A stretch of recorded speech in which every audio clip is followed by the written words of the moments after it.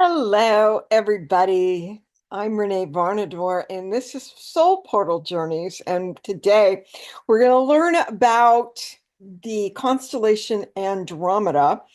And there's a Greek myth behind this constellation, which includes other constellations within it. And one of the things that I discovered in the middle of the night, um, I get I'm like many of you, you probably get instruction in the middle of the night when you stop worrying about, oh, this, that, and the other thing, when you're just kind of let all your worries go and you realize that the middle of the night is like this amazing time to get instruction from your guides, right? So one of the things that my guides were telling me was like they were just switching my perspective a little and talking about how the Greek myths, a lot of times we think about every person in the myth as an actual different person. But the more we realize that other people are a reflection of our inner life, then we start to say, interesting. And then we hear from people talking about dream interpretation, that everyone in your dream is you. And so you go through, and if you're having a conflict, or if somebody seems, a little strange, or you have judgments about them, then what you're looking at is different parts of yourself from within yourself. So once we clear and work with all of the conflicts within us, then the conflicts on the external world, they just kind of like they're gone. There's still things that happen. I mean, things still happen in the external world, but they're just not, they don't trigger us anymore because that's we're seeing what we need to see from within us. So I'm going to talk about the constellations that relate to the Andromeda story and talk about what I think about Andromeda. And if I'm going to be one of the characters in the story, of course, I volunteer to be Andromeda. Some of you might volunteer to be somebody else in the story. But for me, I'm looking at Andromeda as a part of myself dealing with other parts of myself. So that's how I'm going to be interpreting this. And I'm going to use the stars, the constellations, as kind of a help along the way with this story. So, and don't take this story too literally. Okay. That's another thing. We make a lot of mistakes with myths and channeling and all kinds of stuff. We try to take it literally, and there's really no such thing as literally. So let's see how we go. Okay, I'm going to share my screen. It's this big, huge constellations. You see them? Now we are in the constellations. Let me move these down. And this big square we're going to talk about, this is Andromeda. This is the Andromeda constellation right here. These two stars are in Andromeda. These stars are in Andromeda. This one over here is Pegasus, and we're going to talk about what Pegasus is and what all that's going on in a minute. But there's this big, huge manifesting square with Andromeda and Pegasus. And so that gives us a clue to how this story actually ends. So that'll be interesting. So, what is the story, and why are all of these constellations in the sky? And what other constellations besides Andromeda and Pegasus are in this story? Well, there is a sea monster. Let me move this for a minute. Oh, there he is. There's the sea monster in the Cetus constellation. Okay, and so he plays a part in this. I'm going to move this bar up to here because we don't deal with any of these.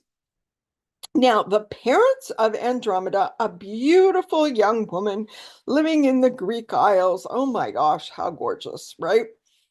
Her father is Cepheus and her mother is Cassiopeia. Now, Cassiopeia was this extremely beautiful woman.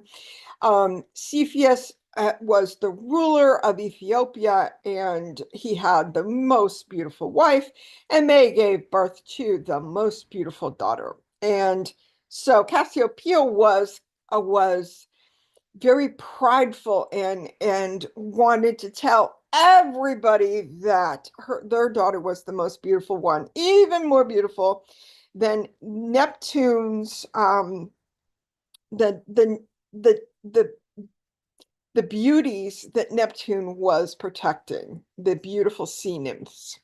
So well, the gods didn't like that.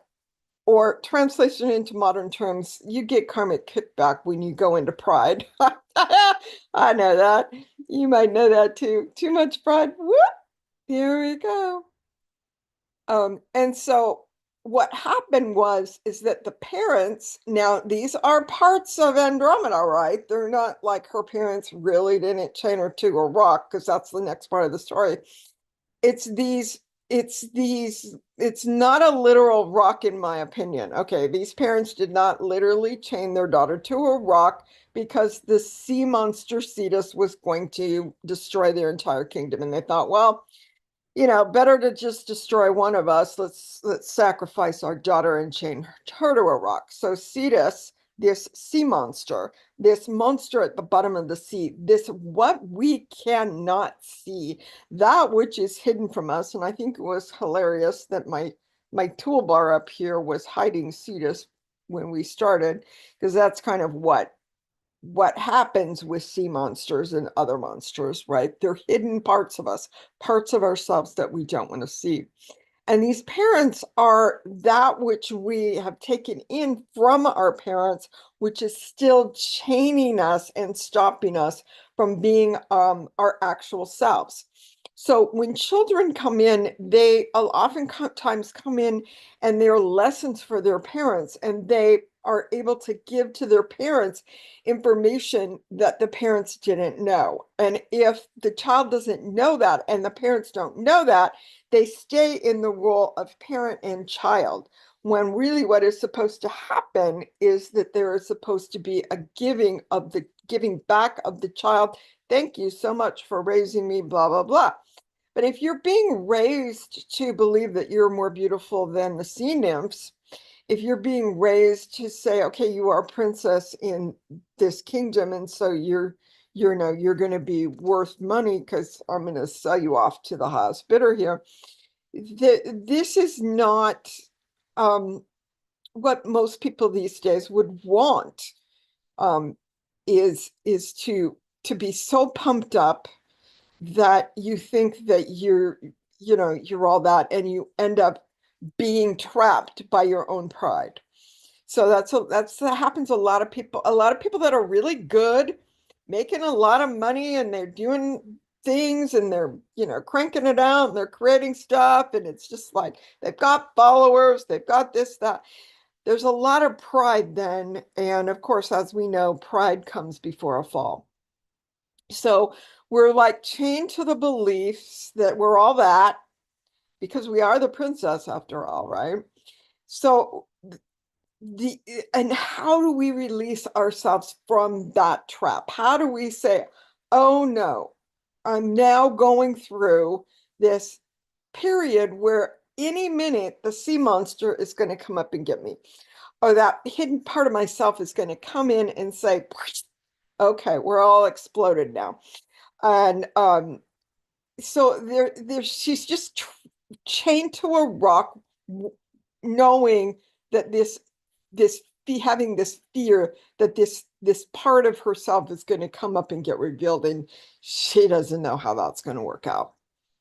So a lot of people look at this story as, oh, how wonderful, the hero Perseus, which is this Perseus constellation right here.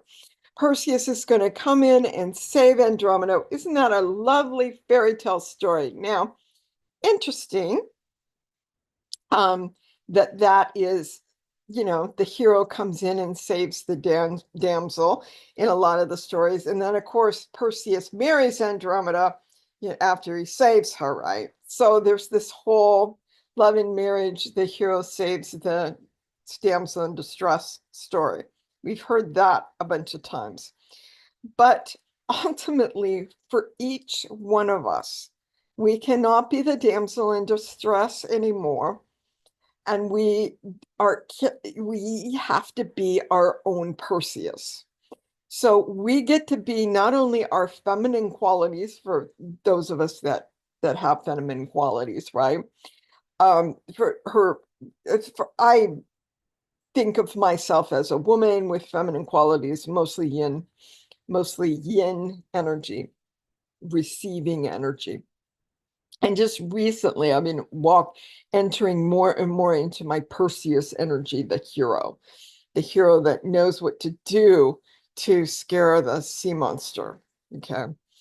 So the Perseus part of me, the part that takes action, the part that comes by, the part that says, oh, I've got to release myself. I got to liberate myself. I can't be thinking about all of these old false beliefs given to me by my parents, right? Puffing me up with my pride. I can't live my whole life afraid of this sea monster.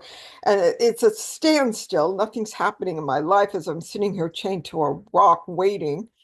So I get to be Perseus. And what does Perseus do? He shows the sea monster the head of Medusa. Now, who is Medusa? Medusa is related to the star Algar, which you can't see right here.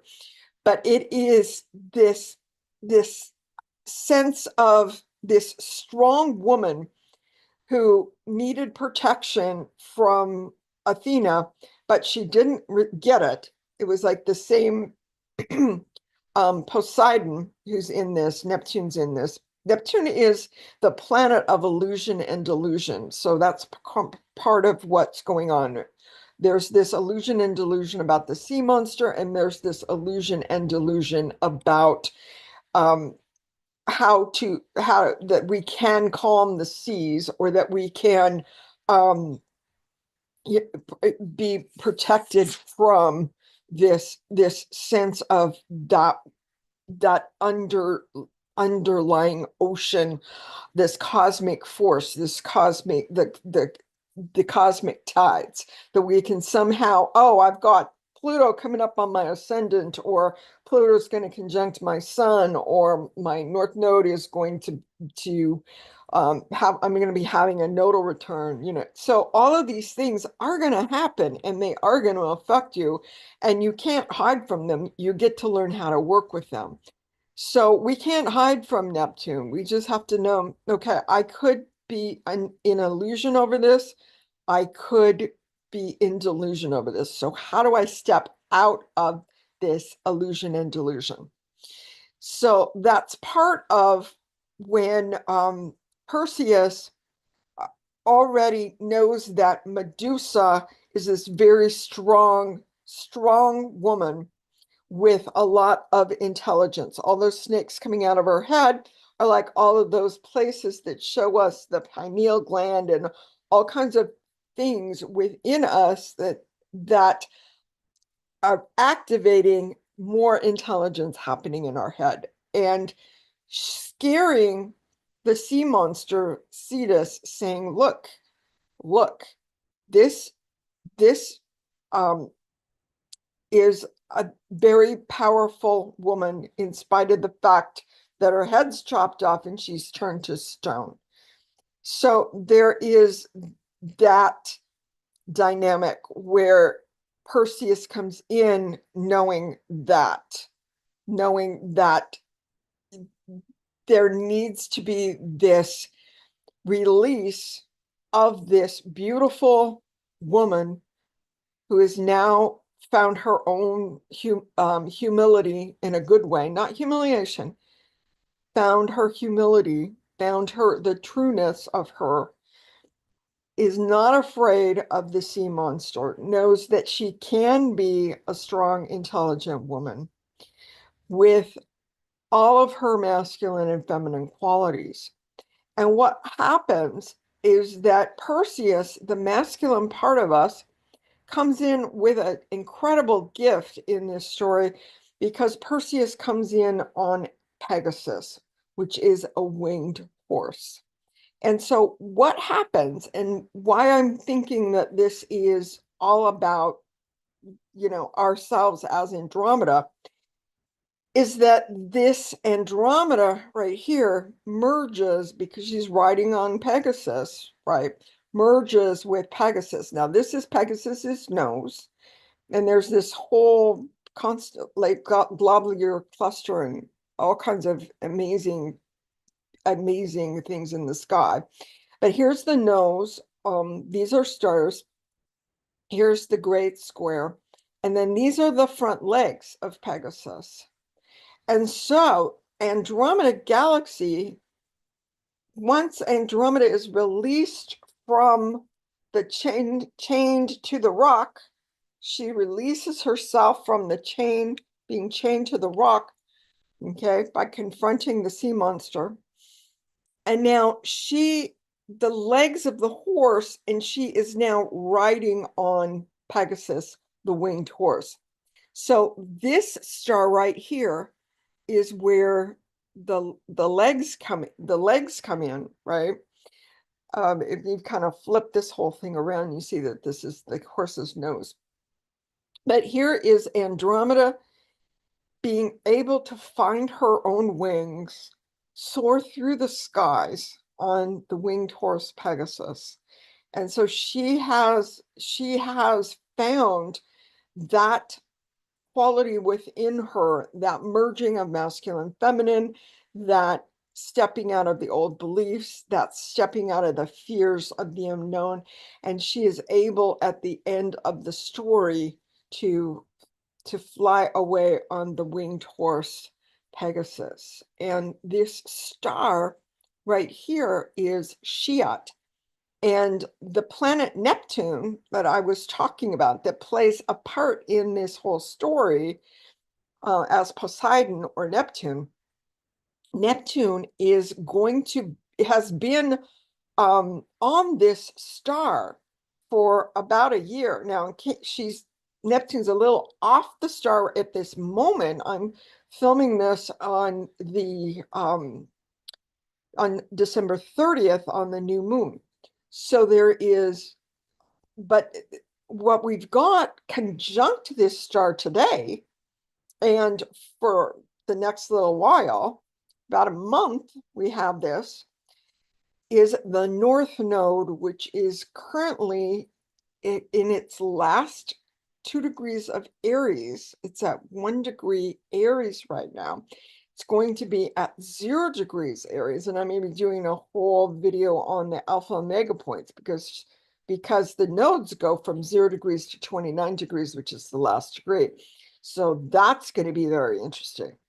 But right here today, I'm talking about this star Scheat. And Scheat is a star that helps us open our crown chakra. Now, why would we want that? Well, we would want that so that we can open to the information that is coming to us. Billions of bits of information every millisecond from all of these stars, nebulas, galaxies, globular clusters. They're all sending us here on Earth information at this time to help us because we are creating anew. The old is being destroyed by us, and what is coming in is that which is within us is what is going to save us. That which is within us, we are going to be giving birth to, and we are going to be creating and manifesting a world that works for all of us. And so opening the crown chakra to this star Scheat is very helpful. I'm going to be doing a summit in January, on January 15th. And my presentation is at 11:30 a.m. Pacific Standard Time. But there is a Galactic Summit. It's a Quantum Soul Guidance Practitioner Summit with Julia Balaz, and that goes from January 14th to January 18th. And so there'll be a link below this video for you to sign up and register for that, because it's going to be amazing. My colleagues are brilliant. And so we've got this star, and what's going to happen is during this presentation, we're all going to go on a journey to Scheat. And so that'll be exciting to take everybody on a journey. And we're going to, this right here, this pattern, this square pattern is going to help us. Why? Because squares are manifesting. And so I get to explain a little bit about what that even means so that we can actually go to this amazing, amazing star that will help us open our crown chakras. So I hope to see you for that. And thank you for watching this. If you have any comments, please leave them in the chat. I read them all and comment on them. So thank you, everybody, for listening to this story. Don't take it literally, of Andromeda. So this is a beautiful, beautiful story of Andromeda. So thank you, everybody. Bye-bye.